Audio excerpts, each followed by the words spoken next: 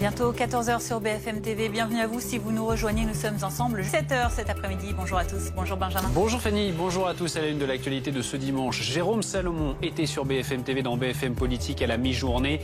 Le nombre de cas de Covid a baissé de 20% en une semaine selon le directeur général de la Santé qui se dit vigilant mais pas inquiet. Il indique par ailleurs que le risque d'aller en réanimation est divisé par 10 si on est vacciné. Vous l'entendrez dans ce journal. On en parle avec nos invités. Au sommaire également cette question. Allons-nous vers un duel Valérie Pécresse-Xavier Bertrand pour être le candidat de la droite à la présidentielle et vers l'organisation d'une primaire? C'est en tout cas la tonalité qui semble se dégager de la rentrée des jeunes républicains. Deuxième jour aujourd'hui à Paris en présence des ténors de la droite.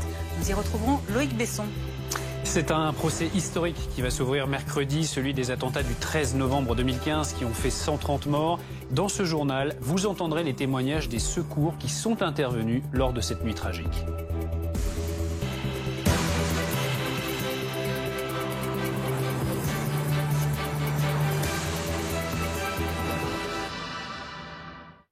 La quatrième vague évolue positivement selon Jérôme Salomon, le directeur général de la Santé qui était l'invité de BFM Politique à la mi-journée.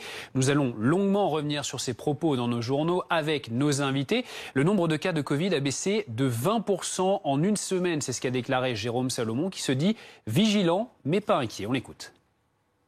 On a une quatrième vague qui évolue favorablement puisqu'on a baissé de 20% le nombre de cas en une semaine. Donc ça, c'est un élément important, même si la situation, vous savez, reste très difficile dans les Outre-mer. Nous sommes dans une période décisive, cruciale, peut-être un tournant important de cette quatrième vague.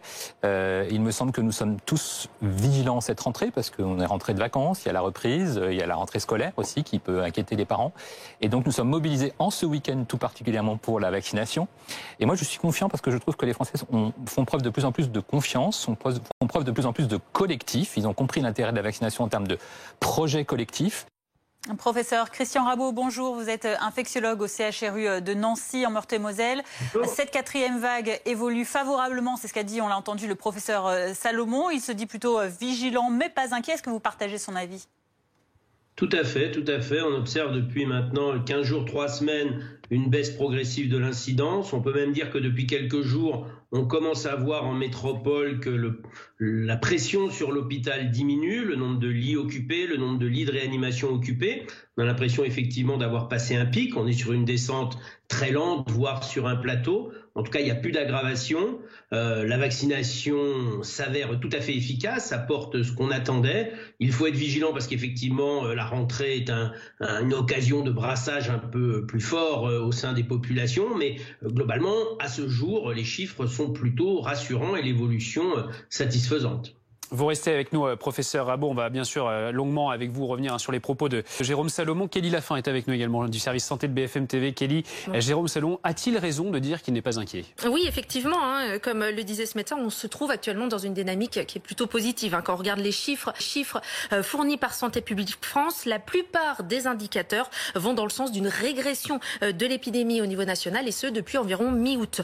Le taux d'incidence en semaine 33, donc du 16 au 22 août, était de 217. La semaine dernière, il était de 179, donc une baisse de près de 20%. Il est en baisse dans quasiment toutes les classes d'âge, à l'exception des enfants de 0 à 9 ans pour qui il reste stable.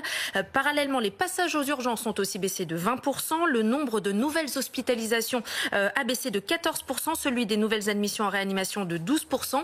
Et le R, le taux de reproduction est désormais de 0,85, donc on est bien en dessous de 1. Donc effectivement, quand Jérôme Salomon dit espérer reprendre le contrôle sur l'épidémie dans les prochaines semaines, plusieurs indicateurs sont encourageants. En revanche, il ne faut pas oublier quand même quelques points d'inquiétude. Tout d'abord, les Antilles, les tensions hospitalières restent fortes en Guadeloupe et en Martinique. La Guyane inquiète également, même si les taux d'incidence sont en diminution en Guadeloupe et Martinique. Surtout en ce qui concerne la vaccination, il reste toujours 2 millions de personnes vulnérables qui ne sont pas vaccinées, c'est-à-dire des personnes âgées ou des personnes qui présentent des comorbidités comme le diabète ou l'obésité, des personnes qui ont donc un fort risque de développer une forme grave, de se retrouver en réanimation s'ils contractent le virus. Par exemple, près de 20% des plus de 80 ans ne sont pas vaccinés en France, alors qu'en Norvège, 100% des personnes âgées sont vaccinées. Jérôme Salomon a beaucoup parlé de l'enjeu d'aller vers ces personnes qui ne sont peut-être pas mobiles, mais qui sont aussi peut-être dures à convaincre pour certaines. Justement, vous abordez la question de la vaccination. Jérôme Salomon a confirmé ce midi sur notre antenne que le vaccin, comme beaucoup de médecins, protégeait, contre le risque d'aller en réanimation, avec un chiffre à l'appui. On l'écoute. 80% des adultes, et même peut-être un peu plus maintenant, puisqu'on compte les adolescents, sont vaccinés. Mathématiquement, plus on a de personnes vaccinées, plus on a de probabilité de tomber sur des personnes positives parmi ces vaccinés, puisqu'ils sont maintenant l'immense majorité. Il y a des chiffres très récents qui sont nationaux, qui sont en open data et qui correspondent à l'ensemble des patients qui ont un test positif, à l'ensemble des personnes qui sont hospitalisées et à l'ensemble des personnes qui malheureusement décèdent. Et on a un effet protecteur du vaccin sur le décès et sur le risque d'hospitalisation en réanimation. Vous voyez tous ce que c'est que de la réanimation. C'est un stress, c'est une agression épouvantable que de se retrouver en réanimation. C'est vraiment très traumatisant. Un risque divisé par 10 sur les données françaises du mois d'août. Donc ça veut dire que quand on est vacciné, on a 10 fois moins de risques de se retrouver en réanimation. Professeur Rabot, vous avez entendu avec nous ce qu'a dit Jérôme Salomon. La vaccination empêche effectivement les formes graves de la maladie. Tout à fait, c'est ce qui a été dit depuis le début. Et quand on a testé, entre guillemets, l'efficacité de la vaccination, c'était d'abord et avant tout sur les formes graves, voire sur les formes, sans aller en réanimation, qui conduisent à l'hôpital. Et on a montré que ça réduisait, c'était déjà les premiers chiffres, selon les vaccins, selon les moments, de 70 à 90%. Donc on reste sur ces chiffres qui étaient ceux qui étaient annoncés dès le départ. Par contre, très clairement, la vaccination n'empêche pas de façon certaine d'être soi-même infecté, voire contagieux, même si soi-même on n'aura pas le risque de faire une forme grave, on le sait, mais quelque part là aussi on le savait depuis le début. Ce qu'on a dit très clairement, c'est que il faut apprendre à vivre avec le virus. Le vaccin ne va pas éradiquer le virus, mais va nous permettre d'être dans une situation face à ce virus qui ne déstabilisera pas notre système de santé comme ça a été le cas en mars 2020 et qui a conduit au premier confinement dont tout le monde se souvient bien sûr.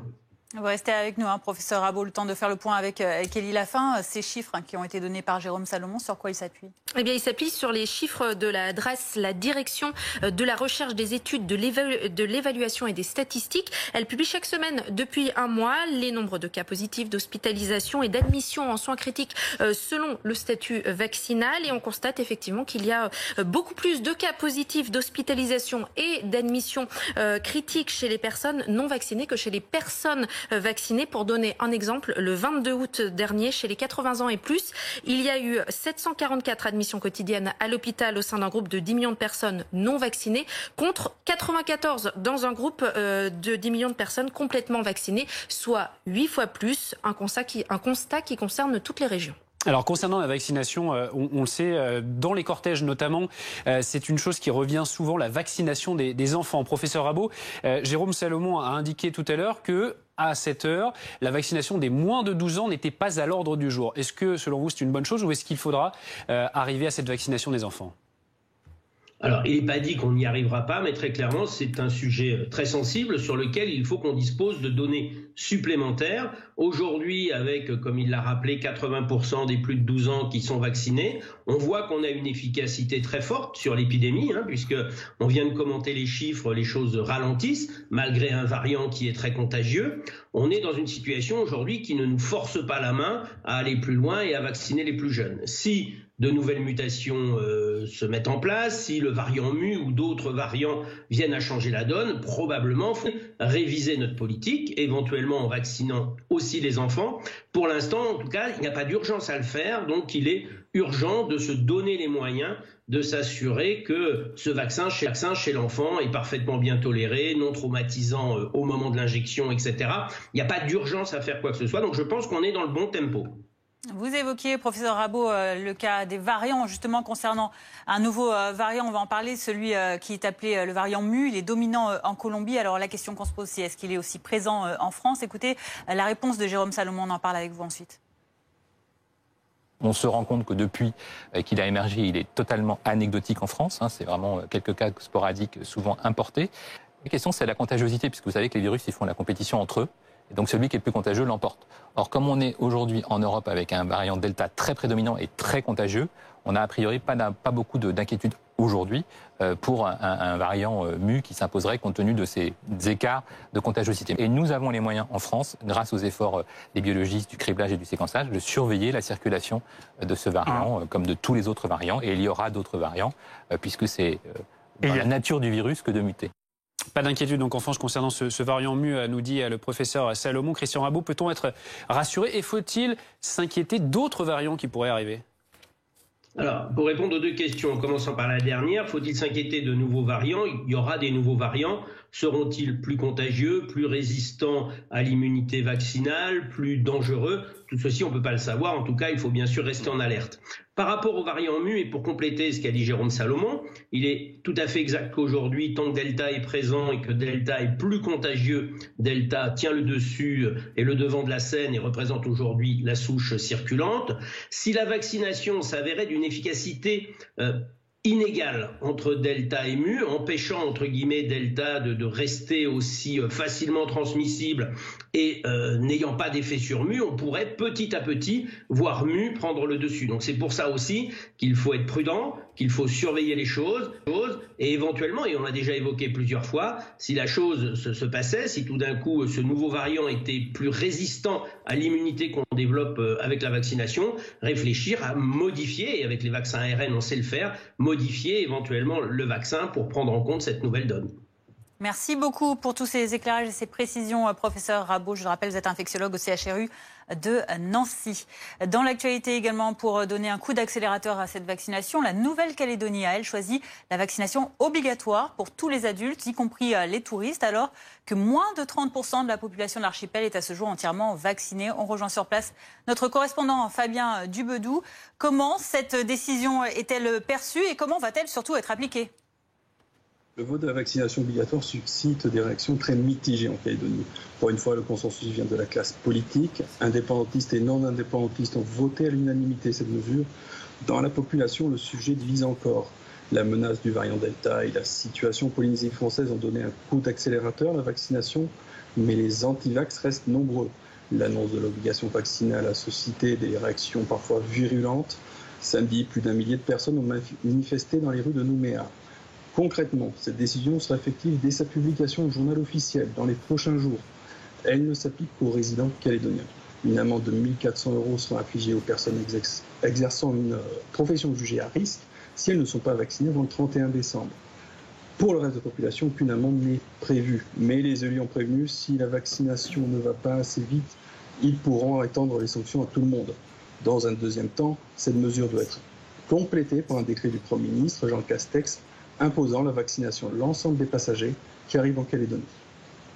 Merci beaucoup Fabien Dubedou, donc le correspondant de BFM TV en Nouvelle-Calédonie. Voilà donc pour tout ce qui concerne l'actualité liée au Covid. On en vient à présent à la politique. Les commentaires se multiplient concernant une probable candidature à la présidentielle d'Éric Zemmour. Hier, c'est le Premier ministre Jean Castex qui a donné son avis dans l'émission de Laurent Ruquier. On est en direct, écoutez. Monsieur Zemmour, à chaque fois que je l'entends, lui c'est un discours sur toujours le déclin de la France. Voilà. Il fait partie de ceux qui misent sur le déclin du pays. C'est un commentateur. Il manie des idées, il a le droit d'avoir les siennes. Je ne les partage pas du coup. Là, il va être candidat. Mais justement, les Françaises et Français qui l'écoutent, manier des idées sur un plateau, c'est bien. Tenir le manche, conduire le camion du pays. Je vous le dis tout de suite, c'est tout à fait différent. Hein. Pendant ce temps-là, à l'université d'été, la rentrée plutôt des jeunes républicains se poursuit au Parc Floral à Paris. Au programme cet après-midi, des questions-réponses entre Christian Jacob, Gérard Larcher et les jeunes. Alors que le duel Pécresse-Bertrand, lui, est en train de s'installer et de se tendre. Avec nous, Elisa Bertholomé du service politique de BFM TV. Bonjour.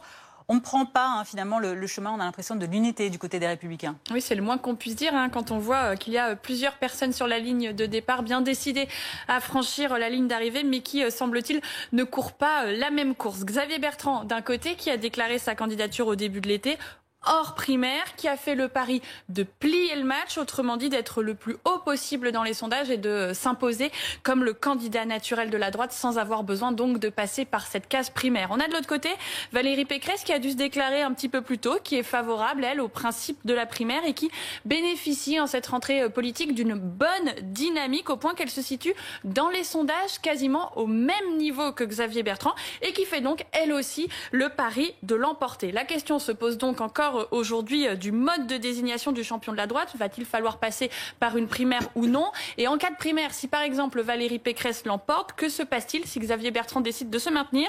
Qui est le plus légitime? Aucun des deux n'a en tout cas l'intention de se désister pour l'autre. La situation à droite, vous l'avez compris, elle est donc compliquée, renforcée par une direction qui n'a pas les idées très claires sur le mode de désignation de son champion. Il y a une seule certitude à ce stade, s'il y a plusieurs candidats à droite pour le premier tour, c'est la défaite assurée pour ce camp. Merci beaucoup Elisa Bertholomé du service politique de BFM TV. C'est un procès hors norme qui débutera mercredi à Paris, celui des attentats du 13 novembre 2015 qui ont fait 130 morts et plus de 400 blessés. 6 ans après, les secours n'ont rien oublié. Médecins, pompiers, ils témoignent et racontent cette nuit tragique. Anthony Lebos. Il se souvient encore de chaque instant. L'adjudant-chef Christophe est l'un des premiers pompiers à être intervenu sur la terrasse de la Belle Équipe. Avant, il croit d'abord à une attaque de banque. Mais une fois sur place, il décrit une scène d'effroi. On a une cinquantaine de personnes qui courent dans tous les sens, qui hurlent, qui crient, et avec beaucoup de victimes allongées les unes sur les autres.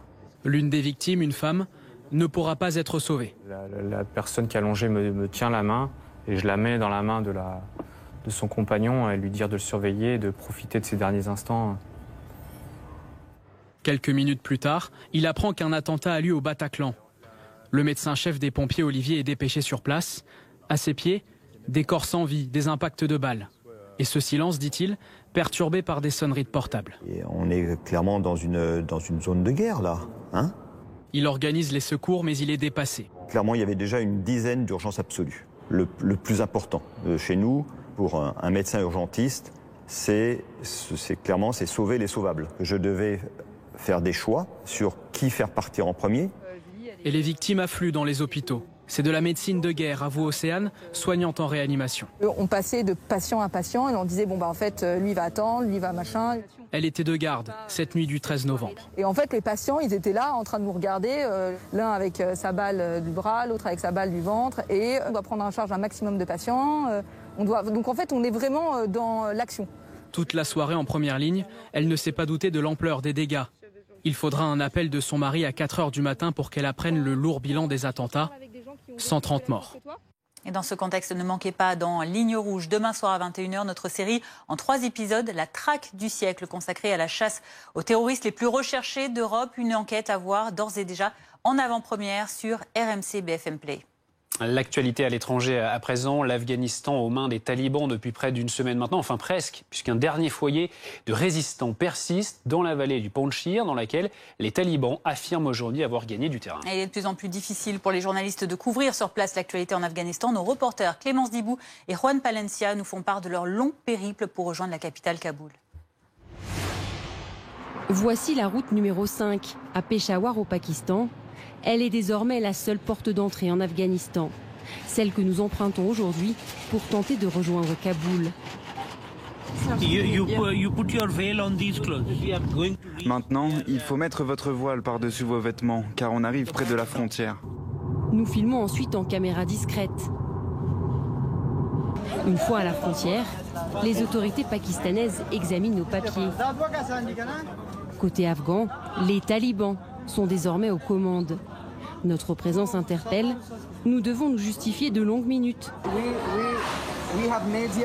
Nous avons déjà des médias, des télévisions et des chaînes d'information. Nous n'avons pas besoin des médias étrangers. On a l'impression que vous venez ici juste pour raconter nos problèmes. On n'a pas besoin de vous. Avant d'obtenir un laissez-passer. Cette frontière reste encore infranchissable pour nombre d'Afghans. Ce jeune francophone s'y essaie depuis plus de 2 semaines. On a le visa, on a tout, on est arrivé juste ici, et à Torham, devant la porte, et ils nous demandent d'esprit de ramener un autre papier. Et chercher à Jalalabad, à l'ambassade du Pakistan, et ça coûte $450. Esprit en fait, juste pour passer là-bas. Même si je qu'est-ce que je dois faire ici? Je suis obligé de prendre l'arme avec le taliban, tout ça, sinon t'as pas d'autre choix. Et moi, j'ai pas envie de faire ça. Qu'est-ce que je dois faire ici? Autre conséquence de cet unique point de sortie pour l'Afghanistan, des files d'attente de camions qui s'étirent sur des kilomètres pour pouvoir faire passer leurs marchandises. Ici, c'est côté Afghanistan, mais c'est la même chose côté Pakistan. La frontière enfin passée, sur la route vers Kaboul, nous croisons des pick-up de talibans souvent très jeunes et passons une demi-douzaine de checkpoints. Mais le voyage est encore long.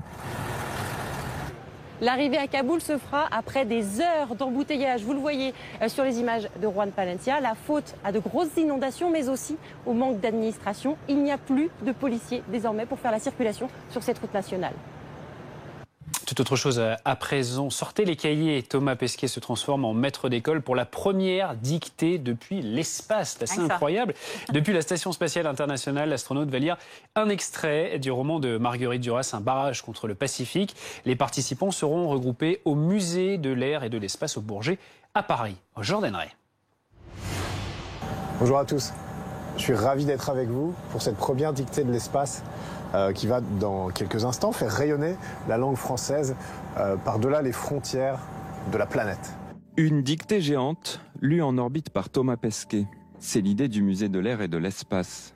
Ce dimanche à 15h, 500 personnes de tous âges sont attendues sur le tarmac d'exposition du Bourget pour écrire un extrait choisi par le spationaute français du roman de Marguerite Duras, Un barrage contre le Pacifique. Je l'avais lu à 20 ans, à un âge où on est peut-être particulièrement formé par ces lectures. Et participer à la dictée de l'espace, ça me donne envie de le relire avec mon regard d'aujourd'hui, de voir comment la métaphore du barrage résonne en moi à présent.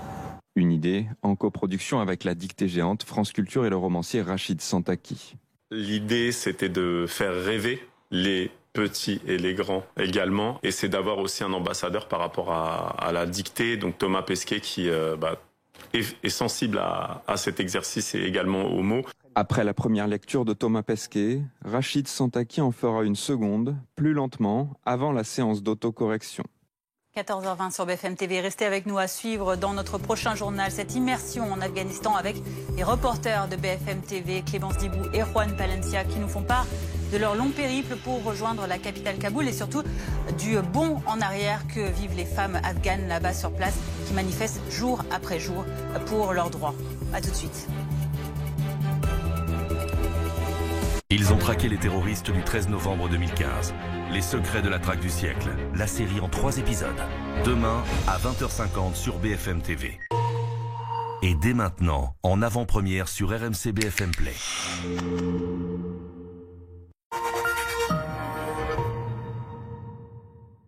« 109 trajets en ascenseur à comparer des véhicules hybrides. 52 réunions du lundi à se concentrer sur des essais de véhicules. 71 pauses café à chercher la meilleure offre. Quand tout à coup, une étincelle. Passez à l'hybride avec le Peugeot 3008. En ce moment, profitez d'aides à la reprise exceptionnelle et de l'extension de garantie offerte sur toute la gamme Peugeot. La vie a changé, donc j'ai délaissé mes tenues de soirée pour des vêtements de sport. Vinted m'a aidé à leur donner une seconde vie et j'ai pu gagner un peu d'argent en même temps. Téléchargez l'appli Vinted. Australie, la ruée vers l'or, ce soir à 21h05 sur RMC Découverte. Le nouveau hydroconfort de Wilkinson rase confortablement jusqu'à 7 jours de barbe. Le peigne unique soulève et guide les poils pour moins de pincements et de tiraillements. Puis rincer et recommencer dans 3 jours, 5 jours, 7 jours. C'est vous qui décidez. Wilkinson's World. Je t'ai pas raconté, hier j'étais au parc et j'entends un père et son fils. Et le père dit, aujourd'hui les banques elles font quoi pour aider les jeunes? Et le fils répond, tu sais papa, au Crédit Mutuel ils font vraiment des choses pour leur pouvoir d'achat, leur santé, ils se portent caution pour leur appart et ils proposent même une aide pour le permis. Et là le père réplique, ta banque c'est une auto-école maintenant. Même le chien lui dit, écoute-le Hervé. Et du coup voilà. Voilà quoi? Bah qu'est-ce que tu crois? J'ai changé de banque. Et le chien il a vraiment parlé le chien? Au Crédit Mutuel, nous donnons chaque jour aux jeunes le pouvoir d'avancer. Crédit Mutuel, une banque qui appartient à ses clients, ça change tout. Faire de petites choses chaque jour peut faire une grande différence. Aujourd'hui, votre délicieux café Senseo est produit de façon plus durable et plus responsable. Redécouvrez les cafés Senseo Bio 100% Arabica et le produit de l'année. Senseo, à vous de choisir.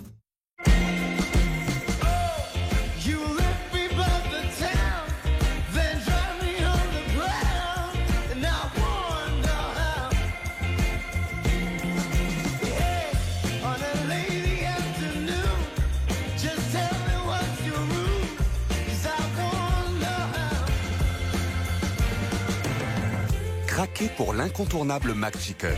Et découvrez en ce moment le tout nouveau McChicken chez McDonald's. Quand certains parlent de conduite, nous pensons prouesse technologique. Beaucoup verront une esquisse. Pour nous, c'est un caractère qui se dessine. Certains s'arrêtent à ce qu'ils voient. Nous regardons bien au-delà. Nouvelle Audi Q5 Sportback. Le futur nous anime.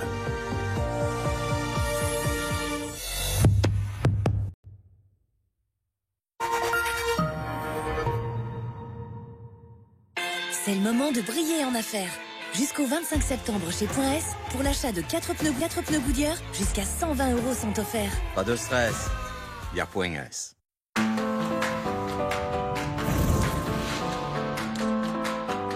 Le voir prendre vie. Sentir son parfum.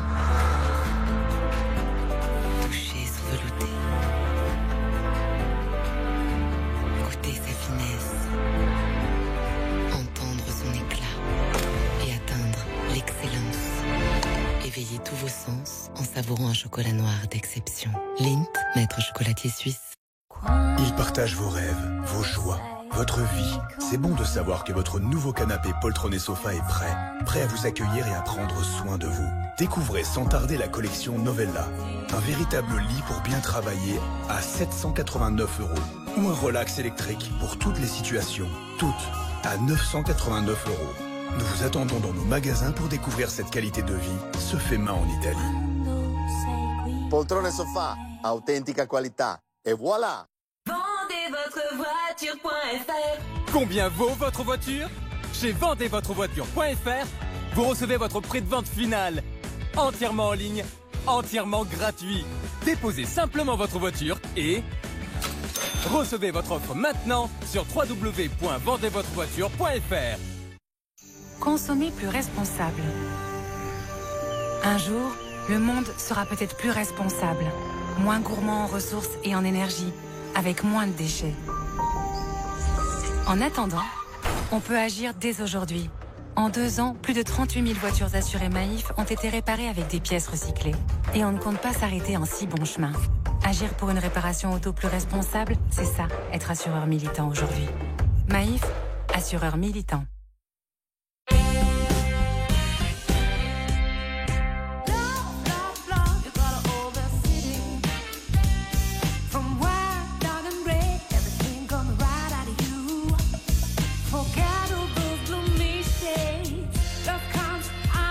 Le style, ça ne s'achète pas.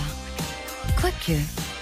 En ce moment, ton Citroën C3 U tout équipé est à partir de 159 € par mois, sans apport, avec garantie et assistance offerte pendant 4 ans. Cofidis présente Préjugé numéro 15. Les jeunes font toujours la fête. Pour le crédit aussi, oubliez vos préjugés.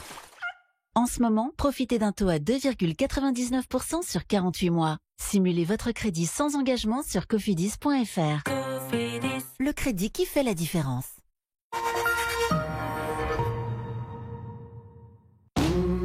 La météo avec Mondial Piscine. Mondial Piscine. Des piscines sur mesure conçues pour durer.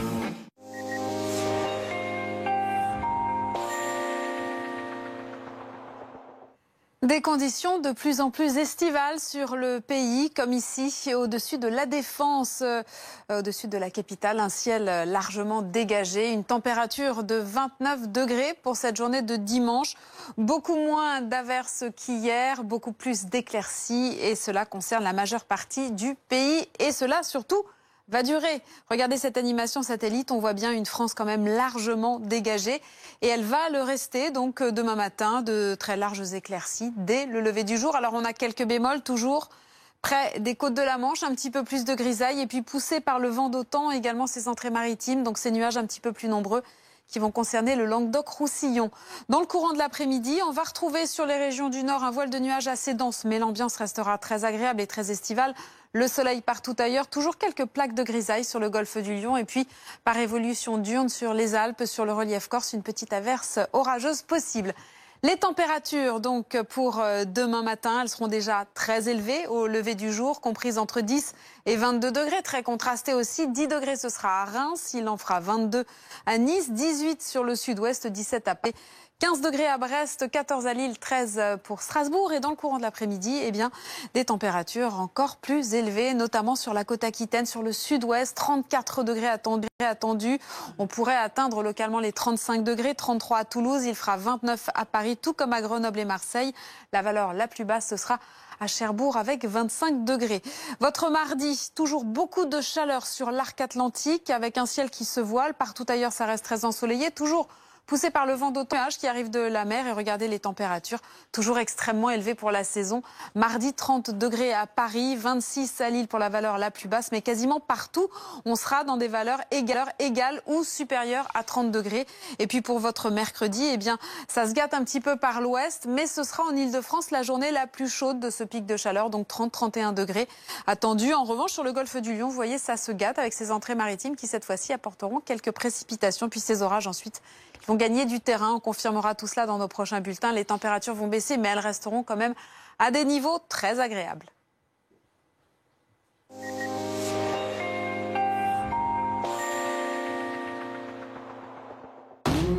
C'était la météo avec Mondial Piscine. Mondial Piscine. Des piscines sur mesure conçues pour durer. Bientôt 14h30, bienvenue à vous si vous nous rejoignez à la une de votre journal. La situation des femmes en Afghanistan. Ces derniers jours, elles manifestent quotidiennement malgré la répression pour leurs droits, pour la présence des femmes dans le futur gouvernement des talibans. Des conditions de vie de plus en plus difficiles pour les Afghanes qu'ont pu rencontrer nos reporters Clémence Dibou et Juan Palencia. L'actualité liée au Covid, la 4e vague évolue favorablement selon Jérôme Salomon qui se dit vigilant mais pas inquiet. Le nombre de cas a baissé de 20% en une semaine selon le directeur général de la santé qui était l'invité de BFM TV à la mi-journée. L'allocation de rentrée scolaire de nouveau sur la table. Hier, Jean Castex, comme Olivier Véran, dimanche dernier, a déclaré ne voir aucun problème à ce que cette aide de l'État ne soit pas intégralement utilisée pour l'achat de fournitures scolaires. 2 membres du gouvernement en opposition avec le ministre de l'Éducation nationale.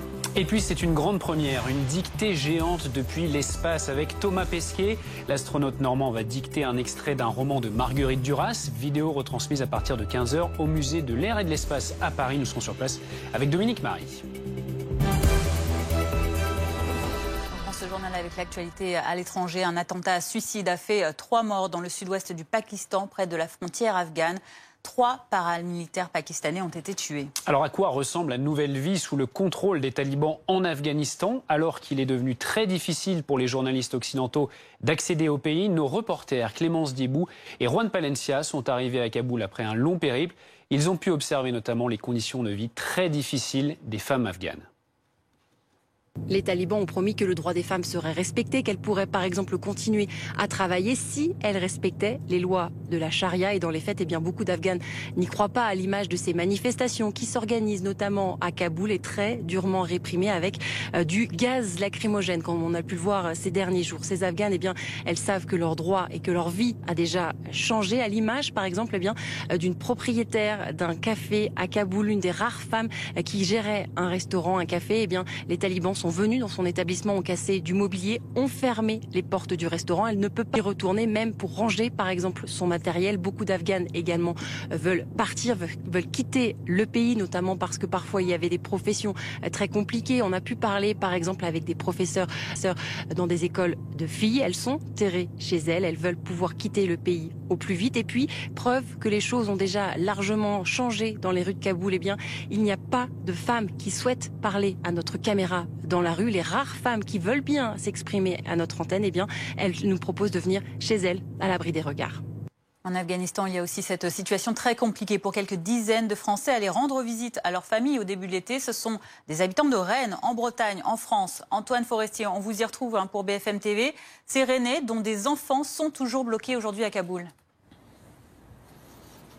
Oui, ils sont partis en vacances début juillet en Afghanistan pour rendre visite à leur famille. Ils avaient des billets de retour fin août, mais les événements se sont accélérés à Kaboul et ils sont restés bloqués sur place. Sur la quarantaine de Rennais originaires d'Afghanistan concernés, il y a 25 enfants. 2 d'entre eux sont scolarisés dans l'école devant laquelle nous nous trouvons. Vous le voyez, une banderole a été installée pour le retour de nos élèves. Ici, on se mobilise pour tenter de faire revenir ces élèves ici à Rennes. Ce matin, avec Elodie Berthe, nous avons discuté avec Mosca. Elle est franco-afghane. Elle était elle-même en vacances en Afghanistan, mais a pu rentrer à temps et elle est très inquiète pour ses 2 amis qui, eux, sont restés bloqués à Kaboul. Je vous propose de l'écouter. J'ai peur, donc ça me rend quand même triste. Donc aussi on a un groupe, mais sauf qu'elle parle pas tout le temps dans le groupe, donc ça me rend triste quand même. Donc j'ai peur si jamais quelque chose arrive de grave.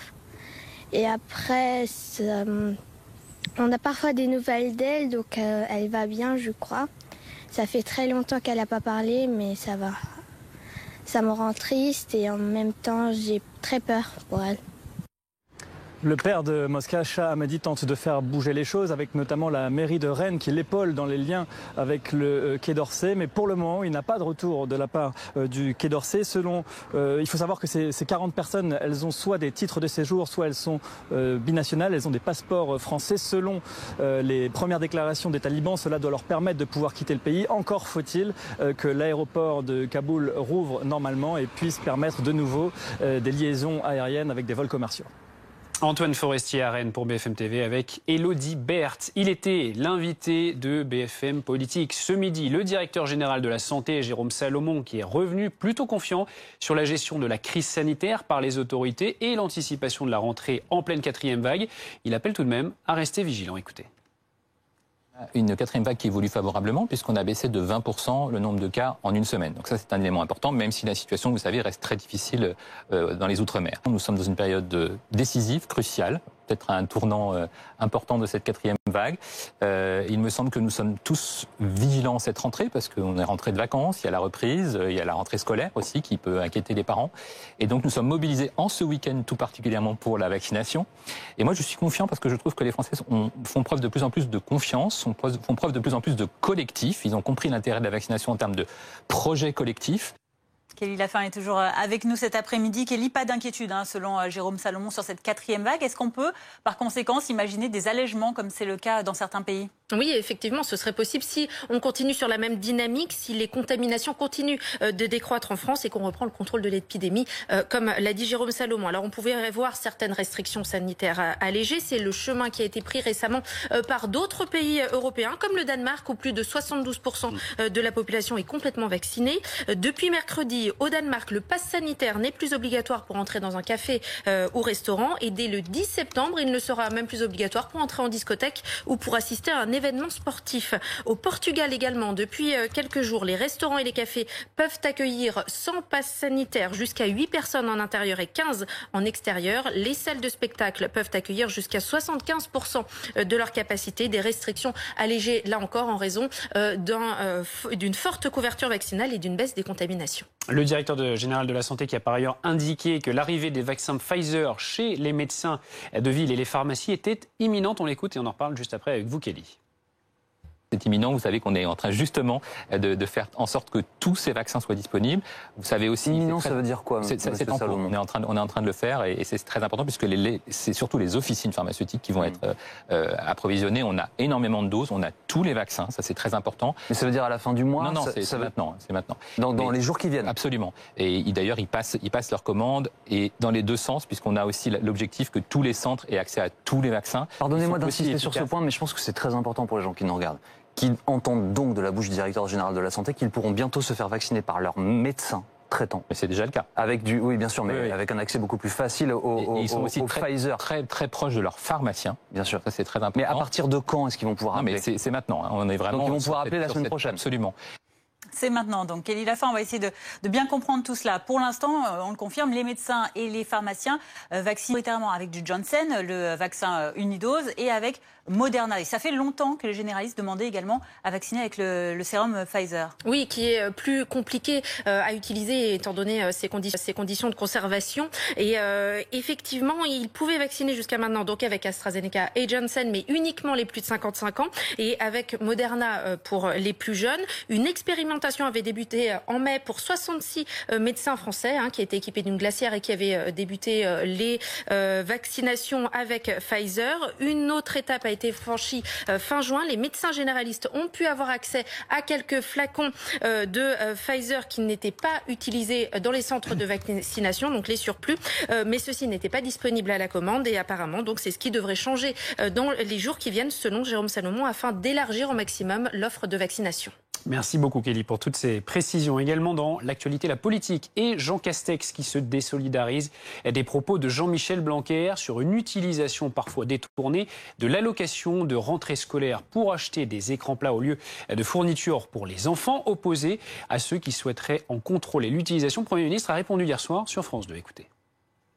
Comme elle porte le nom d'allocation de rentrée scolaire, tout le monde se dit spontanément, c'est fait pour acheter les cartables, les trousses, enfin les matériels scolaires. Bon, mais après on ne va pas aller regarder s'ils ont acheté les matériels scolaires avec d'autres revenus que cette allocation. Et si avec cette allocation, c'est impossible à contrôler, c'est pas notre esprit. L'objectif c'est quoi? C'est de soutenir, c'est une mesure pouvoir d'achat, l'allocation rentrée scolaire, destinée à des familles pauvres ou dans le besoin. Même état d'esprit chez le ministre des Solidarités et de la Santé. C'est son ministère qui attribue cette allocation de rentrée scolaire. Olivier Véran qui déclarait dimanche dernier, également à la télé, « Je ne suis pas choqué que des familles puissent utiliser une partie de cette allocation pour payer une facture d'électricité ou pour décider de faire le plein d'un certain nombre d'aliments. » On en parle de cette actualité avec Elisa Bertholomé du service politique de BFM TV. Elisa, Jean-Michel Blanquer semble un peu seul au sein du gouvernement, en tout cas sur cette question de l'allocation de rentrée scolaire. Au gouvernement, oui, mais il a quand même reçu l'appui d'Emmanuel Macron qui, même s'il ne l'a pas ouvertement soutenu, ne l'a en tout cas pas contredit jeudi depuis Marseille. Nous serions aveugles ou naïfs de penser que la totalité de l'allocation de rentrée scolaire passe en fourniture scolaire, a dit Emmanuel Macron. C'est une allocation utile, rétorque Jean Castex sur France 2 hier soir. Donc, il ne vous aura pas échappé qu'on est en pleine rentrée politique, que nous sommes également à 8 mois de l'élection présidentielle et qu'on sort d'une séquence de 3 jours de déplacement présidentiel à Marseille où le chef de l'État a donné plusieurs gages à l'électorat de droite avec des annonces notamment sur la sécurité ou l'école. Ce qui se passe ici, c'est une sorte de rééquilibrage entre la jambe gauche et la jambe droite de l'exécutif, presque une nouvelle illustration du « et en même temps » finalement. Jean-Michel Blanquer incarne lui cette jambe droite au sein du gouvernement. Olivier Véran, le ministre de la Santé, très mobilisé sur la crise sanitaire, qui a volonté et envie de porter d'autres sujets plus politiques, cette jambe gauche. Ça augure donc des débats qu'il risque d'y avoir au sein de la majorité et du gouvernement dans les prochains mois. Ça n'est pas fini. Merci Elisa Bertholomé. Et vous le disiez Elisa, c'est en effet à la rentrée politique en ce moment. C'est le cas notamment des jeunes républicains. Ils sont rassemblés depuis hier au Parc Floral. Deuxième jour aujourd'hui de rencontres, d'échanges, de débats avec les ténors notamment de la droite sur fond de préparation forcément à la course à la présidence. Bonjour Valérie Debord, vous êtes vice-présidente Les Républicains de la région Grand Est et vous faites partie des 10 porte-paroles, rien que ça, nommés par Xavier Bertrand pour sa campagne présidentielle. Aujourd'hui, Valérie Pécresse était présente à la fête de la pomme après avoir été hier au Parc Floral avec les jeunes du mouvement. Elle est soutenue par Hervé Morin, qui a d'ailleurs qui s'est prononcé pour une primaire de la droite et du centre en déclarant « Celui qui refusera l'union portera la lourde responsabilité de notre échec ». Un objectif, un candidat pour 2022. Est-ce que Xavier Bertrand acceptera ça ? Écoutez, Xavier Bertrand, aujourd'hui, a entamé un parcours à destination et à la rencontre des Français. Je crois de façon extrêmement claire que dans mon parti politique, j'appartiens à la famille des Républicains depuis toujours. Nous avons décidé en 2019 qu'il n'y aurait plus de primaire. Je rappelle ici le drame absolu qu'a été cette primaire et que l'ensemble des gens qui sont autour de moi, dans ma fédération, au niveau de ma région, ne souhaitent pas de primaire, considérant que 2017 a été une réelle fracture par rapport à ça. Dans ce cadre, Xavier Bertrand a souhaité aller à la rencontre des Français. Il est temps, à mon avis, que nous revenions au principe de notre Constitution, souhaitée par le général de Gaulle, qui prévoit que l'élection présidentielle, c'est la rencontre d'un homme avec le peuple français, et non pas la rencontre d'un parti politique. avec le peuple français. Et c'est ce chemin-là que trace aujourd'hui Xavier Bertrand dans le cadre de ses rencontres, dans le cadre de la participation qu'il souhaite. Et par contre, ce qui est certain, et il l'a toujours dit, c'est qu'à la fin, il n'y aura évidemment qu'un seul candidat, mais le chemin qui est le sien ne passera pas par la primaire. Alors, Valérie Debord, on a vu dans un très récent sondage qui date d'hier, sondage Ipsos, que Valérie Pécresse, Xavier Bertrand était au coude à coude, 17% dans le cas d'un premier tour pour Xavier Bertrand, 16% pour Valérie Pécresse, ce qui fait que pour l'instant, aucun des deux ne se détache. Et donc, il pourrait y avoir une primaire peut-être pour les départager. Et d'ailleurs, on a vu que Christian Jacob montrait des signes d'ouverture, notamment hier à l'université d'été des jeunes républicains. Comme je viens de vous l'indiquer, ce qui avait été toujours prévu et de longue date dans ma formation politique, c'est que nous ne reviendrons pas effectivement sur le principe de la primaire qui nous avait lourdement fracturé et qui avait, encore une fois, failli abîmer de façon définitive notre parti. Ce qui est important aujourd'hui, je suis ici à Châlons, à la foire agricole de Châlons, c'est d'avoir un assemblage et c'est être en capacité de rassembler. C'est la démarche qu'a commencé Xavier depuis fort longtemps maintenant en allant à la rencontre des Français. Il ne vous aura pas échappé dans différentes également interventions qu'il est soutenu par de nombreux parlementaires, qu'il est soutenu par de nombreux élus locaux, qu'il est fort d'une base aujourd'hui de valeurs qui rencontrent l'adhésion de nombreuses personnes et que ce chemin-là doit passer effectivement à un moment par un seul candidat, mais en tout cas Xavier Bertrand n'a pas souhaité s'inscrire dans cette primaire, considérant encore une fois, et je pense que c'est important, le sens de nos institutions, qu'il ne s'agit pas pour les partis politiques de prédéfinir quoi que ce soit, mais il s'agit bien pour le peuple français de rencontrer l'homme qui va prédestiner au destin de la nation. On a peut-être un peu du mal à comprendre, nos téléspectateurs aussi, parce que vous nous dites que Xavier Bertrand ne veut pas s'inscrire dans le cadre d'une primaire, mais qu'il veut bien qu'il y ait qu'un seul candidat. Ça veut dire qu'il ne veut que lui. Que faire si, par exemple, Valérie Pécresse remporte la primaire? Est-ce qu'il va s'effacer? En fait, ce qui est important aujourd'hui, c'est de voir que les choses vont se décanter et que nous sommes encore dans une démarche où chacun va pouvoir se positionner.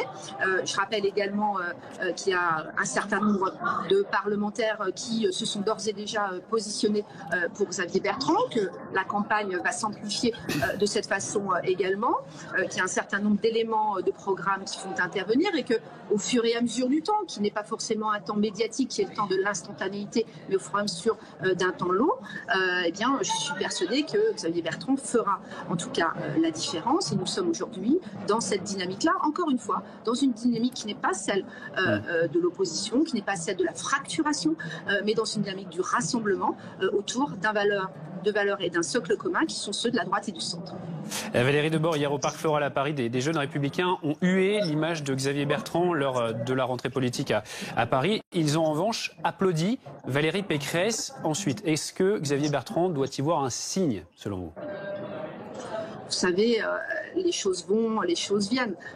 Valérie Pécresse dirait elle-même qu'elle a quitté le parti parce qu'elle en avait assez de se faire huer à chacune de ses interventions. Ce n'est pas ça qui compte. Ce qui compte, c'est le message qui est porté. Ce qui compte, c'est comment est-ce qu'on va à la rencontre et comment on répond aux difficultés des Français, les difficultés qui sont liées aujourd'hui au territoire, à la non-représentativité des territoires par rapport notamment à Paris. Ce qui compte aussi, c'est de régler les problèmes de sécurité, les problèmes liés à la gestion sanitaire, les problématiques de réindustrialisation de notre pays. C'est ça qui est important par rapport à ça. Et les Français, ce qu'ils vont regarder, c'est ce que chacun est en capacité d'apporter comme projet, comme proposition, comme rencontre pour régler l'ensemble de ces difficultés. Merci beaucoup Valérie Debord d'avoir répondu à nos questions aujourd'hui en direct sur BFM TV. Je le rappelle, vous êtes vice-présidente Les Républicains de la région Grand Est et vous faites partie donc des 10 porte-paroles nommés par Xavier Bertrand pour sa campagne électorale. Peut-être que les électeurs seront également préoccupés par la question de l'environnement. Près de 30% des espèces menacées, c'est le chiffre inquiétant qu'a publié l'Union internationale de conservation de la nature qui se réunissait hier encore à Marseille. Une situation critique qui nous placerait à l'aune de la 6e extinction de masse. Jules Boiteau. Les dragons de Komodo, menacés d'extinction avec le réchauffement climatique et la montée des eaux. Dans la dernière actualisation de sa liste rouge, l'Union internationale de conservation de la nature déplore une biodiversité toujours plus en danger.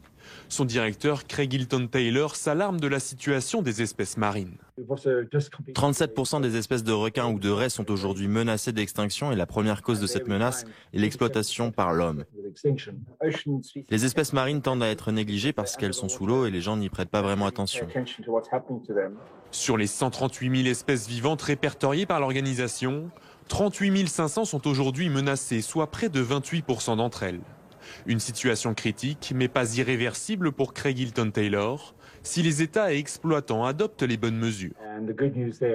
4 des 7 espèces de thon les plus consommées au monde ont vu leur population rebondir grâce à la gestion durable de la pêche. C'est vraiment une bonne nouvelle. Cela montre qu'en régulant l'industrie de la pêche, nous pouvons parvenir à une récolte durable. Malgré quelques succès, l'organisation pointe l'imminence d'une 6e extinction de masse si aucune amélioration globale n'est constatée pour toutes les espèces menacées. C'est la rentrée, vous le savez, le moment de se remettre au point aussi, par exemple, en orthographe. Ces dernières années, la dictée géante de Rachid Santaki s'est déroulée dans des arènes parfois aussi géantes comme au Stade de France à Saint-Denis. Et aujourd'hui, eh bien, c'est carrément depuis l'espace, à bord de la Station Spatiale Internationale, que ça va se passer. Ah oui, Dominique Marie, vous êtes au Bourget, au musée de l'air et de l'espace, et c'est l'astronaute français Thomas Pesquet, rien que ça, qui lira donc cette dictée géante. Et les participants sur Terre, est-ce qu'ils sont toujours au rendez-vous ? Oui, il y a déjà beaucoup de monde, évidemment, avec un ambassadeur, vous l'imaginez, comme Thomas Pesquet, ça attire forcément du monde. Ici, c'est vrai que les dictées, en tout cas à mon époque, à l'école, c'était quelque chose d'un peu rugueux, souvent vécu comme une punition. Et ben, voyez, les gens ici sont plutôt volontaires pour y participer, notamment Anthony, qui est venu avec sa famille, qui est venu en fait visiter ce musée de l'espace, et puis qui s'est dit, tiens, il y a Thomas Pesquet qui propose une dictée, je vais peut-être essayer de la faire. Bonjour monsieur, on est venu aujourd'hui ici au Bourget, au musée de l'air, pour découvrir les avions, le monde de l'espace et de l'air. Et puis l'orthographe alors, avec votre famille? Et effectivement aussi l'orthographe avec ma femme et mes enfants. Mais vous étiez bon vous à l'école en orthographe? Ah pas du tout, je pense que j'ai beaucoup de niveaux à rattraper sur ce côté-là au niveau de la dictée. Ouais, alors justement, on sait comment ça va se passer, hein. Je vous le décris rapidement, il y a cette dictée qui va être lue tout à l'heure, enfin en tout cas le texte qui va être présenté par Thomas Pesquet. C'est en fait c'est cet ouvrage, c'est un extrait de cet ouvrage de Marguerite Duras, un barrage contre le Pacifique. Alors l'histoire est un peu difficile, hein. C'est une mer qui affronte la pauvreté et puis le Pacifique qui grignote ses terres, une histoire quelque peu âpre, mais l'idée effectivement c'est de désacraliser cette dictée. Il y aura une autocorrection aussi tout à l'heure, tout ça va se faire assez simplement ici au musée de l'espace. Et on suivra tout ça avec ramassage des copies à la fin. Merci beaucoup Dominique Marie, donc au Bourget pour BFM TV avec Bruno Ferraud. Restez avec nous sur BFM TV. Dans un instant, nous reviendrons sur l'intervention de Jérôme Salomon qui était en direct sur BFM TV à la mi-journée dans BFM Politique. Il a notamment évoqué cette baisse de 20% de nouveaux cas en moins en une semaine. Jérôme Salomon qui se dit vigilant mais pas inquiet. On y revient bien évidemment. Vous entendrez le directeur général de la santé dans un instant. La météo avec Mondial Piscine. Mondial Piscine. Des piscines sur mesure conçues pour durer.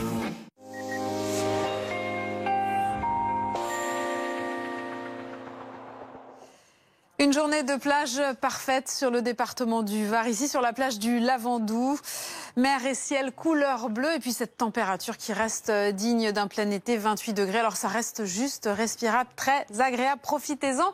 Ça va quand même durer un petit peu. On va voir tout cela dans le détail pour ces prochaines heures. Alors on le voit, il n'y a pas que sur le sud-est que le soleil est présent, c'est sur l'ensemble du pays pour cette journée de dimanche. Donc une nette amélioration quand même par rapport à hier et ça va durer puisque regardez, demain matin on se réveillera la plupart du temps sous le soleil. Alors on aura quand même un petit peu de grisaille près des côtes de la Manche et puis également poussé par ce vent d'autant quelques nuages sur le golfe du Lion, quelques bourgeonnements nuageux sur les Alpes du Sud qui vont donner quelques averses orageuses dans le courant de l'après-midi.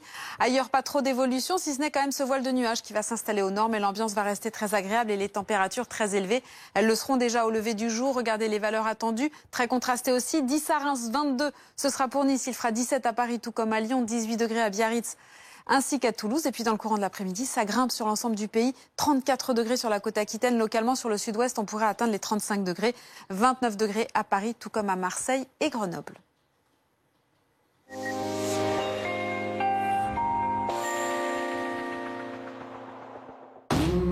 C'était la météo avec Mondial Piscine. Mondial Piscine. Des piscines sur mesure conçues pour durer.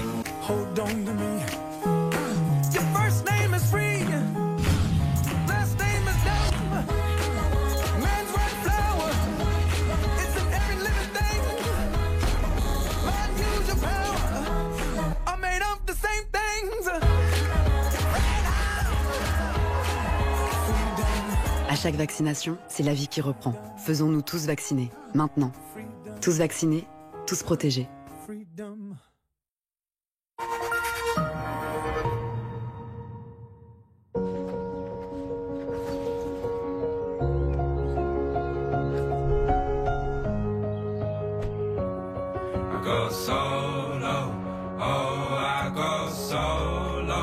Renault Zoé 100% électrique, jusqu'à 395 km d'autonomie pour aller partout où la vie vous mène.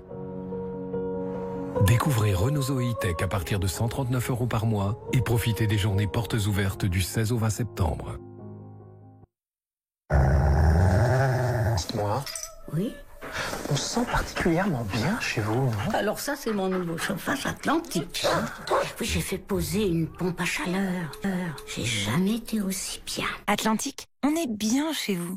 Vendezvotrevoiture.fr. Combien vaut votre voiture? Entrez les informations de votre voiture sur vendezvotrevoiture.fr et recevez le prix de vente final sans vous déplacer. Prenez ensuite un rendez-vous de reprise et vendez votre voiture au prix annoncé. Je recommande pour une vente simple et sans souci. Rendez-vous maintenant sur www.vendezvotrevoiture.fr. Calme-toi, Georges. Direct Assurance, bonjour. Ça vous suffisait pas de répondre au téléphone. Il fallait aussi que vous répondiez par WhatsApp et Messenger. Vous savez quoi, Direct Assurance? On vous adore. Merci. T'as vu? Le seul risque avec une assurance élue service client de l'année, c'est que vous l'aimiez. Direct Assurance, l'assurance que vous risquez d'aimer. RMC présente la 12e édition des Trophées PME RMC. Le premier concours des PME de France. Vous dirigez une PME? Inscrivez-la dès maintenant sur rmc.fr. Gagnez et boostez votre activité. Ensemble, bougeons-nous. RMC, la radio info, talk, sport. ne rien faire n'est pas perçu comme une occupation. Mais la vérité est que ne rien faire est probablement la chose la plus importante à faire.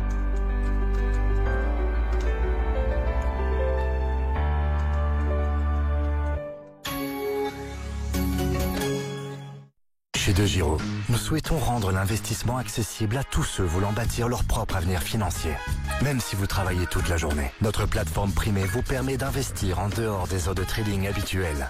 Investissez comme plus d'1 million d'utilisateurs dans le monde entier à des frais sans précédent. De Giro, le pouvoir financier vous appartient. Nous vous offrons maintenant vos 50 premiers euros de frais de courtage. Investissez dès aujourd'hui sur degiro.fr. Pour notre bien-être, on peut faire de gros efforts. Ou un plus petit. On peut dormir plus. Voire encore plus. On peut manger équilibré. Ou plutôt demain. On peut relever tous les défis. Mais surtout les siens. En fait, il faut apprendre à bien se connaître pour se sentir mieux. Galaxy Watch 4 Series, la montre qui vous connaît le mieux.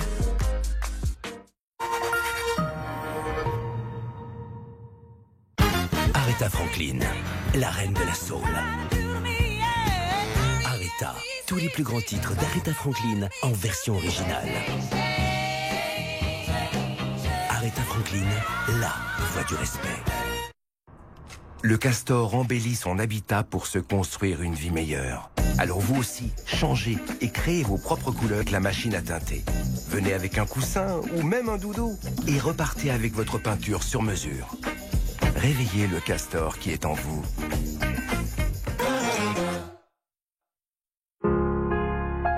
Je veux être une danseuse étoile. Je veux que tout le monde vienne manger à la maison. Je veux découvrir de nouvelles planètes. Il y a des millions de façons de voir la vie en grand. C'est pour cette raison que nous avons créé Ma Box Grand Top. Un accompagnement sur mesure avec des offres et des services personnalisés tout au long de l'année.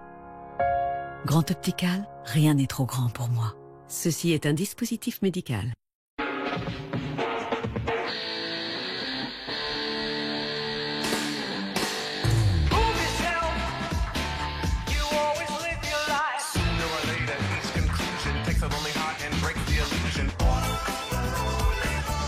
redémarrer, redécouvrir Renault.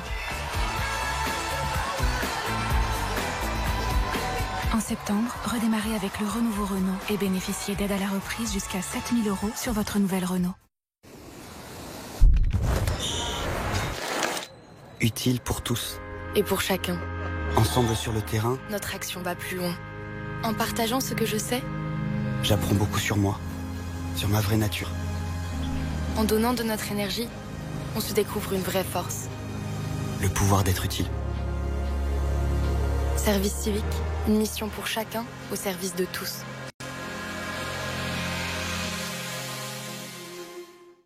Nous sommes Monabank et nous mettons les gens avant l'argent. Alors, chez nous, on vous offre le meilleur de la banque en ligne. C'est pourquoi vous nous avez élus service client de l'année pour la 4e fois. Nous aurions également pu nous appeler Pierre Bank, Inaya Bank, mais aussi Michel Bank, Laura Bank ou Chloé Bank. Car mettre les gens avant l'argent, c'est ça qui fait notre nom. Monabank, la banque qui met les gens avant l'argent. C'est bientôt l'heure de votre pause café.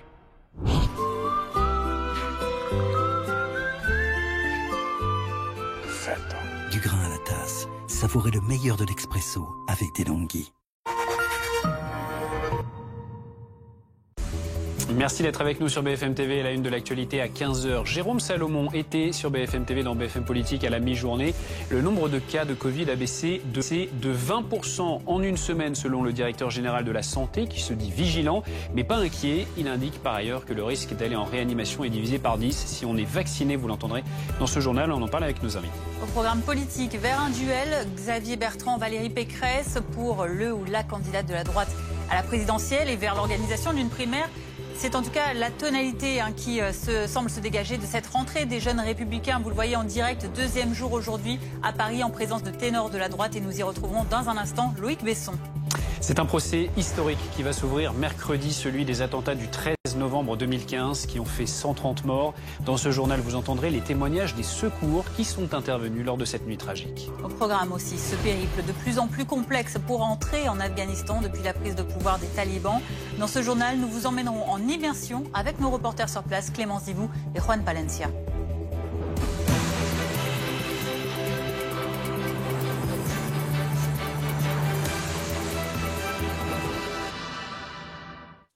La 4e vague évolue positivement, selon Jérôme Salomon, le directeur général de la Santé, qui était l'invité de BFM Politique à la mi-journée. Nous allons longuement revenir sur ces propos dans nos journaux avec nos invités. Le nombre de cas de Covid a baissé de 20% en une semaine. C'est ce qu'a déclaré Jérôme Salomon, qui se dit vigilant, mais pas inquiet. On l'écoute. On a une 4e vague qui évolue favorablement puisqu'on a baissé de 20% le nombre de cas en une semaine. Donc ça, c'est un élément important, même si la situation, vous savez, reste très difficile dans les Outre-mer. Nous sommes dans une période décisive, cruciale, peut-être un tournant important de cette 4e vague. Il me semble que nous sommes tous vigilants cette rentrée parce qu'on est rentré de vacances, il y a la reprise, il y a la rentrée scolaire aussi qui peut inquiéter les parents. Et donc nous sommes mobilisés en ce week-end tout particulièrement pour la vaccination. Et moi je suis confiant parce que je trouve que les Français font preuve de plus en plus de confiance, font preuve de plus en plus de collectif. Ils ont compris l'intérêt de la vaccination en termes de projet collectif. Une évolution favorable de cette 4e vague selon Jérôme Salomon. Écoutez ce qu'en pense également le professeur Christian Rabot, infectiologue au CHRU de Nancy. Il était notre invité. On observe depuis maintenant 15 jours, 3 semaines, une baisse progressive de l'incidence. On peut même dire que depuis quelques jours, on commence à voir en métropole que la pression sur l'hôpital diminue, le nombre de lits occupés, le nombre de lits de réanimation occupés. On a l'impression effectivement d'avoir passé un pic. On est sur une descente très lente, voire sur un plateau. En tout cas, il n'y a plus d'aggravation. La vaccination s'avère tout à fait efficace, apporte ce qu'on attendait. Il faut être vigilant parce qu'effectivement, la rentrée est une occasion de brassage un peu plus fort au sein des populations. Mais globalement, à ce jour, les chiffres sont plutôt rassurants et l'évolution satisfaisante. Avec nous, Kelly, la fin du service santé de BFM TV. Kelly, Jérôme Salomon a-t-il raison de dire qu'il n'est pas inquiet? Effectivement, les indicateurs sont plutôt rassurants depuis la mi-août à peu près. Au niveau du taux d'incidence, en semaine 33, donc du 16 au 22 août, il était de 217. La semaine dernière, il était de 179, soit une baisse de 20% selon les données de Santé publique France. Parallèlement, les passages aux urgences ont aussi baissé de près de 20%. Le nombre de nouvelles hospitalisations baissé de 14%. Celui des nouvelles admission en réanimation de 12%. Le R, le taux de reproduction, est désormais de 0,85, donc bien en dessous de 1. Donc effectivement, on voit quand Jérôme Salomon parle de reprendre le contrôle de l'épidémie, que certains indicateurs sont encourageants, mais il reste des points d'inquiétude, notamment les Antilles. La tension hospitalière reste importante en Martinique et en Guadeloupe. La Guyane inquiète également. Et surtout, en ce qui concerne la vaccination, il reste toujours 2 millions de personnes vulnérables non vaccinées, c'est-à-dire des personnes âgées, des personnes qui présentent des comorbidités, qui ont de forts risques de développer une forme grave du Covid-19 s'ils contractent le virus, de se retrouver en réanimation. Par exemple, en France, 20% des plus de 80 ans ne sont pas vaccinés, alors que si on compare par exemple à nos voisins européens comme la Norvège, 100% des personnes âgées sont vaccinées.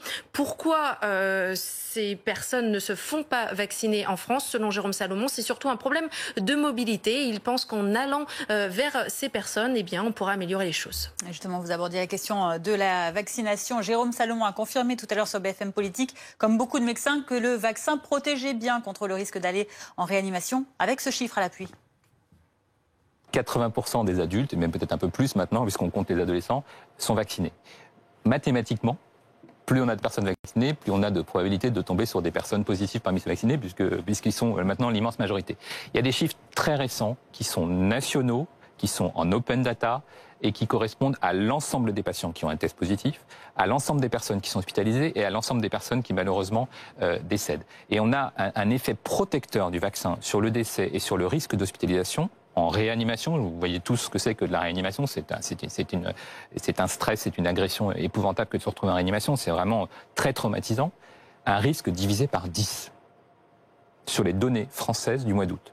Donc ça veut dire que quand on est vacciné, on a 10 fois le risque de se retrouver en réanimation. La vaccination empêche effectivement les formes graves de la maladie, comme le confirme le professeur Rabault. Quand on a testé, entre guillemets, l'efficacité de la vaccination, c'était d'abord et avant tout sur les formes graves, voire sur les formes, sans aller en réanimation, qui conduisent à l'hôpital. Et on a montré que ça réduisait, c'était déjà les premiers chiffres, selon les vaccins, selon les moments, de 70 à 90%. Donc on reste sur ces chiffres qui étaient ceux qui étaient annoncés dès le départ. Par contre, très clairement, la vaccination n'empêche pas de façon certaine d'être soi-même infecté, voire contagieux, même si soi-même on n'aura pas le risque de faire une forme grave, on le sait, mais quelque part là aussi on le savait depuis le début. Ce qu'on a dit très clairement, c'est que il faut apprendre à vivre avec le virus. Le vaccin ne va pas éradiquer le virus, mais va nous permettre d'être dans une situation face à ce virus qui ne déstabilisera pas notre système de santé comme ça a été le cas en mars 2020 et qui a conduit au premier confinement dont tout le monde se souvient bien sûr. Kelly Lafin, sur quoi se base Jérôme Salomon pour donner les chiffres dont il a parlé tout à l'heure, confirmés par le professeur Rabault?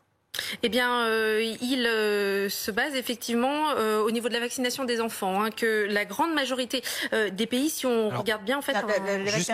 Kelly, on va revenir sur la vaccination des enfants, mais sur le risque qui est divisé par 10 pour les personnes qui sont vaccinées et qui donc ont moins de chances d'aller en réanimation. Alors, effectivement, excusez-moi, j'ai eu une petite absence. Jérôme Salomon parle des chiffres de la DRES, la Direction de la Recherche, des Études et de l'Évaluation et des Statistiques. Elle publie chaque semaine depuis un mois les nombres de cas positifs d'hospitalisation et d'admission en soins critiques selon le statut vaccinal. Et effectivement, on constate qu'il y a beaucoup plus de cas positifs d'hospitalisation et d'admission critique chez les personnes non vaccinées que chez les personnes vaccinées. Pour donner un exemple, le 22 août dernier, chez les 80 ans et plus, il y avait 744 admissions quotidiennes à l'hôpital au sein d'un groupe de 10 millions de personnes non vaccinées contre 94 chez le groupe de personnes complètement vaccinées, soit 8 fois plus, et c'est un constat qui concerne toutes les régions. Et Kelly, vous abordiez la question de la vaccination des enfants. En effet, elle préoccupe beaucoup, notamment dans les manifestations samedi après samedi. À ce sujet, Jérôme Salomon en a nuancé à l'importance sur notre plateau en fonction de l'âge des enfants. Aujourd'hui, la priorité, c'est vacciner ces adolescents de plus de 12 ans. On n'en est pas du tout à la vaccination des enfants pour plein de raisons. D'abord parce qu'il manque des données scientifiques. Ensuite, parce que les études sont en cours. Et donc, comme d'habitude, on va s'adapter à l'évolution des connaissances scientifiques. On a eu ces avancées sur les 12-17 ans. Et on s'adaptera. On est en très étroite collaboration avec les pédiatres qui regardent de très près ce qui se passe chez les enfants. Et là, j'ai un message important pour les parents. Il n'y a pas de signal aujourd'hui d'aggravation de la maladie Covid chez les enfants. On n'a pas 2 fois ou 3 fois plus de cas graves chez les enfants et ça c'est un signal très important. Il n'y a pas d'alerte. Il y a beaucoup plus de cas chez les enfants, des cas bénins, les consultations, mais on n'est pas devant un signal d'aggravation. C'est important parce que c'est aussi un élément qui est partagé avec les autres pays, en particulier les États-Unis. Pas de vaccination des moins de 12 ans donc à l'ordre du jour selon Jérôme Salomon. Faudra-t-il en arriver là? Écoutez la réponse de Christian Rabault. C'est un sujet très sensible sur lequel il faut qu'on dispose de données supplémentaires. Aujourd'hui, avec, comme il l'a rappelé, 80% des plus de 12 ans qui sont vaccinés, on voit qu'on a une efficacité très forte sur l'épidémie, puisque on vient de commenter les chiffres, les choses ralentissent, malgré un variant qui est très contagieux. On est dans une situation aujourd'hui qui ne nous force pas la main plus loin et à vacciner les plus jeunes. Si de nouvelles mutations se mettent en place, si le variant mu ou d'autres variants viennent à changer la donne, probablement faudra-t-il réviser notre politique, éventuellement en vaccinant aussi les enfants. Pour l'instant, en tout cas, il n'y a pas d'urgence à le faire, donc il est urgent de se donner les moyens de s'assurer que ce vaccin chez l'enfant est parfaitement bien toléré, non traumatisant au moment de l'injection, etc. Il n'y a pas d'urgence à faire quoi que ce soit, donc je pense qu'on est dans le bon tempo. Pas d'urgence à vacciner les enfants en France selon le professeur Rabault. Kelly Lafin, comment est-ce que ça se déroule à l'étranger ? Alors, à l'étranger, on voit que la grande majorité des pays choisit la vaccination dès 12 ans, comme en France. Mais certains se démarquent. Par exemple, Cuba a choisi de vacciner les enfants dès 2 ans. C'est le premier pays à prendre cette décision, même si d'autres, comme la Chine et le Venezuela, ont annoncé leur intention de ne pas vacciner que les ados, mais de vacciner aussi les enfants. Et c'est une nouvelle campagne de vaccination qui a été lancée avant-hier, vendredi. Et à l'inverse, le Royaume-Uni vient de choisir 15 ans comme âge minimal pour se faire vacciner plutôt que 12 ans. La raison, c'est que selon le comité supervisant la vaccination anti-Covid au Royaume-Uni, les bénéfices du vaccin sont trop faibles chez cette population. Non pas que les risques du vaccin sont élevés, ils restent faibles, dit le comité, mais les moins de 15 ans ont très peu de risques de développer une forme grave de la maladie. On rappelle qu'ils représentent moins de 1% des hospitalisations. D'ailleurs, Jérôme Salomon l'a bien précisé tout à l'heure, l'enjeu du vaccin chez les jeunes, ce n'est pas de les protéger d'une hospitalisation, c'est plutôt de faire diminuer les contaminations. Merci beaucoup Kelly pour toutes ces explications. Il n'en est pas encore question en France métropolitaine, mais la Nouvelle-Calédonie rend désormais la vaccination obligatoire pour les adultes majeurs. Décision du Congrès local, alors même que l'archipel n'est pas touché par l'épidémie de Covid-19, mais que le taux de vaccination est inférieur à 30%. Olivier Boulinck. Le constat dressé par les autorités calédoniennes est assez simple. 30% de la population vaccinée, ce n'est pas assez pour ouvrir les frontières au 31 décembre et accueillir des touristes venant profiter de l'été austral. Avant la fin de l'année, toutes les personnes majeures vivant sur l'archipel, ainsi que tous les voyageurs souhaitant s'y rendre, devront être vaccinés. Sont évidemment exemptées les personnes présentant une contre-indication médicale. Pour le moment, une amende de 1 475 € est prévue seulement pour certaines personnes, celles travaillant dans le milieu portuaire et aéroportuaire et dans le secteur de la santé. Aujourd'hui, l'archipel ne compte pas de cas de Covid, mais l'obligation vaccinale a un but préventif, car la Nouvelle-Calédonie redoute le variant Delta. La question, c'est pas si le Delta il va rentrer en Nouvelle-Calédonie, c'est lorsqu'il va rentrer dans le pays, quels sont les moyens d'action que nous avons. La capacité hospitalière en Nouvelle-Calédonie, elle est entre 200 et 300 lits. On va être submergé, il faut s'y préparer. C'est pour cela que l'obligation vaccinale fait l'objet d'un large consensus politique en Nouvelle-Calédonie. Mais certains voient dans cette mesure une atteinte à leur liberté. Hier, 2 à 3 000 manifestants se sont rassemblés à Nouméa. L'actualité politique à présent. Les commentaires se multiplient concernant une probable candidature à la présidentielle d'Éric Zemmour. Hier, c'est le Premier ministre Jean Castex qui a donné son avis dans l'émission de Laurent Ruquier. On est en direct, écoutez.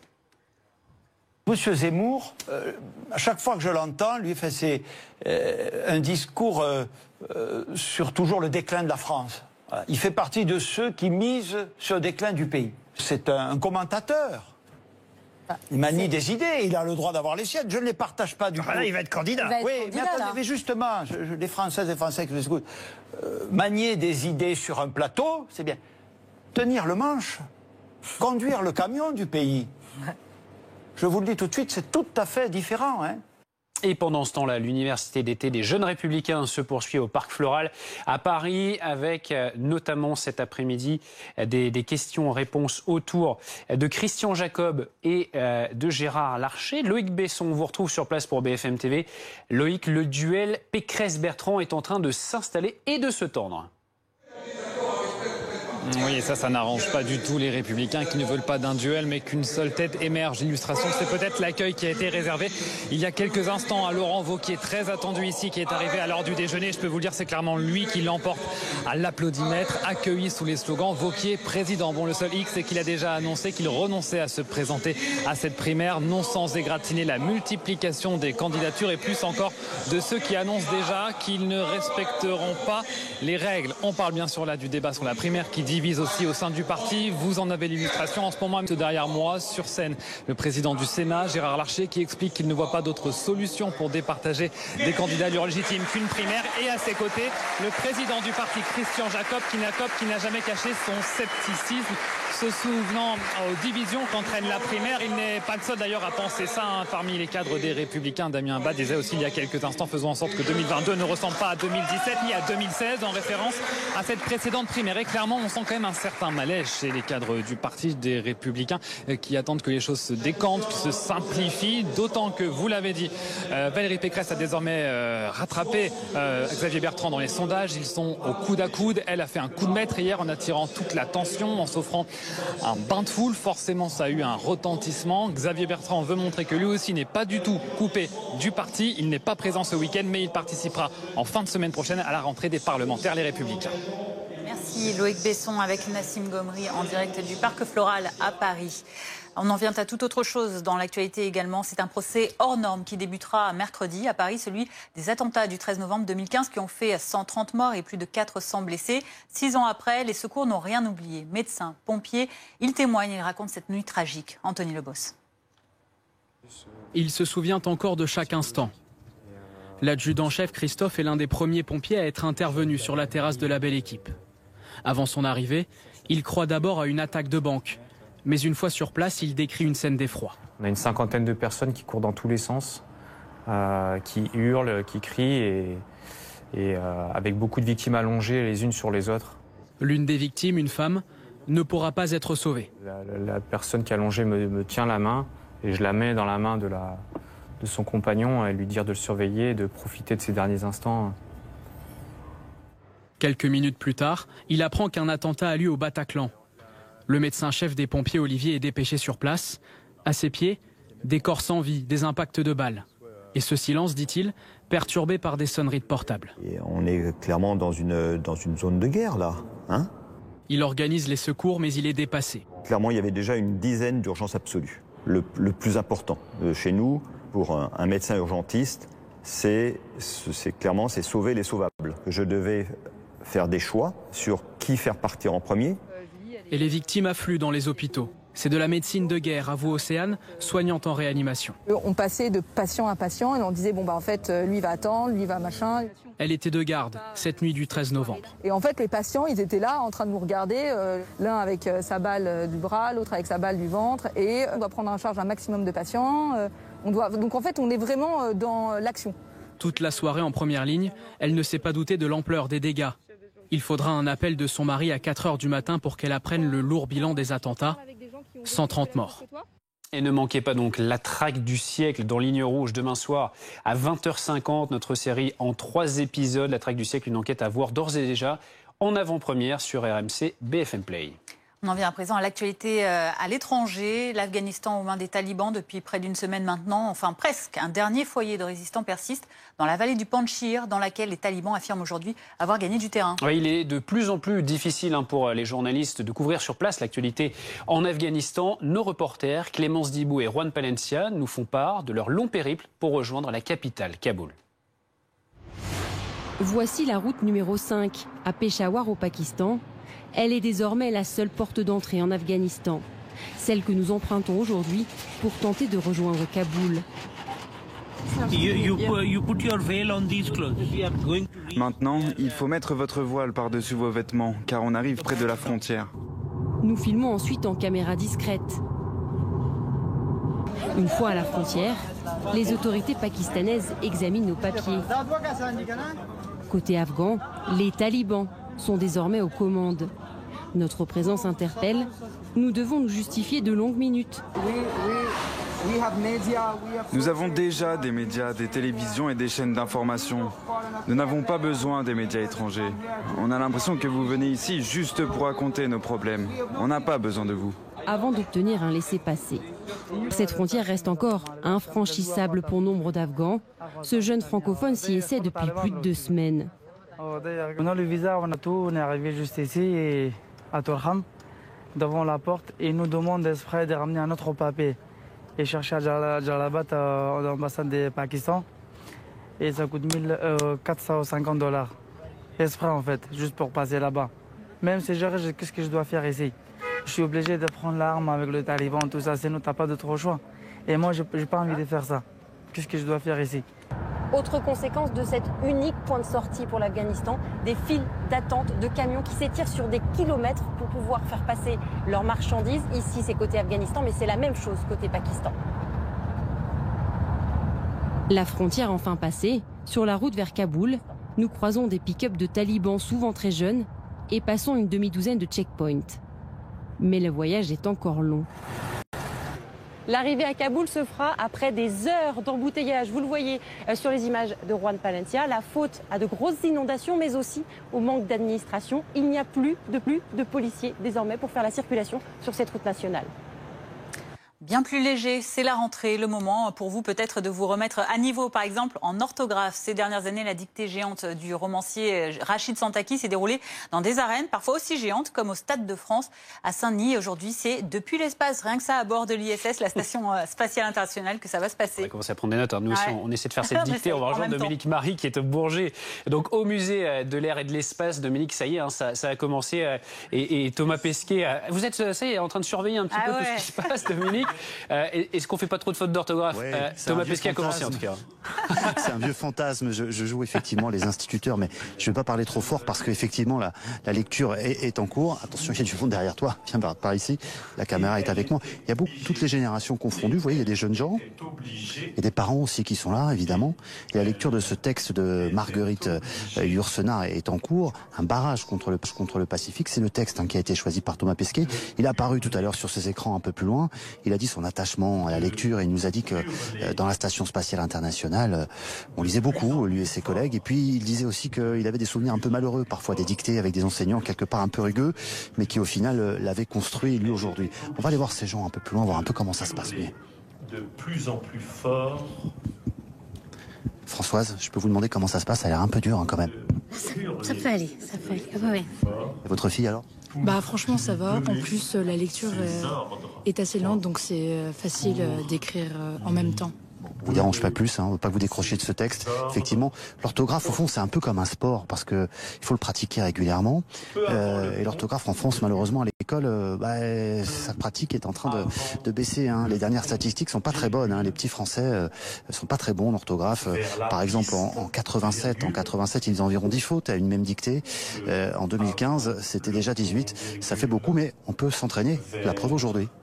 Merci beaucoup Dominique Marie avec Bruno Ferraud en direct du Bourget. Peut-être que vous-même vous allez vous y mettre à cette dictée. On le rappelle, c'est un texte, un extrait du roman de Marguerite Duras qui est lu cet après-midi, Un barrage contre le Pacifique.